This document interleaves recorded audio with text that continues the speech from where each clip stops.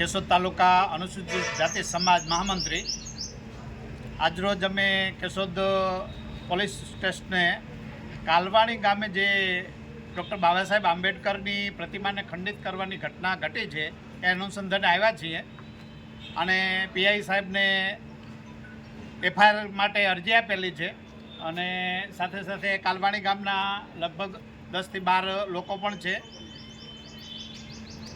લગભગ દર વર્ષે કાલવાણી ગામમાં આ પ્રકારની અસામાજિક પ્રવૃત્તિઓ થાય છે અને એના અનુસંધાને ગત 12 તારીખે અહીંયા પીએસઓને અરજી સરપંચ દ્વારા આપવામાં આવેલી કે ભાઈ અમને પોલીસ બંદોબસ્ત આપવામાં આવે, કારણ કે હોળીના તહેવારમાં આવી અપ્રિય ઘટના બનવાની શક્યતા છે.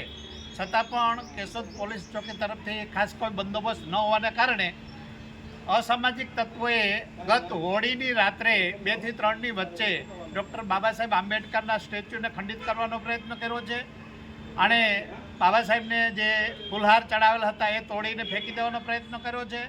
ગામના બસ સ્ટેન્ડને આવેલ બાકડાને તોડી નાખવાનો પ્રયત્ન કર્યો છે અને ગામમાં આવેલી દુકાનોના બોર્ડ પણ ઉતારી લીધેલા છે.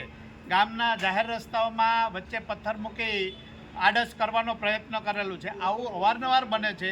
આવી ઘટના ફરીથી ન બને એ માટે કેશોદ પોલીસ સ્ટેશને અમે બધા કેશોદ તાલુકા અનુસૂચિત જાતિ સમાજના પ્રમુખ સહિત અમે કાલવાણી ગામના લોકો સાથે આવ્યા છીએ.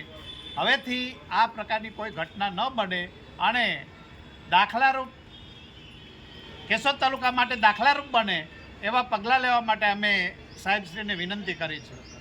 કેટલા લોકો હતા અને કોના દ્વારા કરવામાં? હવે અજાણ્યા લોકોએ આ અસામાજિક પ્રવૃત્તિ કરી છે. પથ્થરમારોની ઘટના કરેલી હોય એવું લાગે છે. સીસીટીવી કેમેરા ચેક કરવામાં આવે તો ગુનેગાર પકડાઈ જવાની પૂરેપૂરી શક્યતા છે.